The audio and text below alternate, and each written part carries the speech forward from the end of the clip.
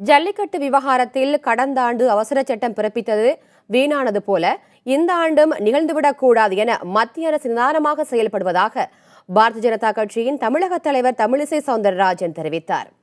கோவையில் செய்தியாளர்களை சந்தித்த அவர் ஜல்லிக்கட்டு நடத்துவதற்கான முயற்சியில் தொடர்ந்து ஈடுபட்டு வருவதாகவும் கூறினார். அதாவது ஒரு நடைமுறை என்று இருக்கிறது.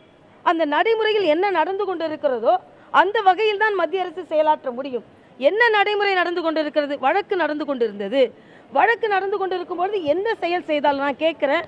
இதற்கு முந்தைய ஆண்டு அவசர ஆணை பிறப்பித்தோம், என்ன ஆனது?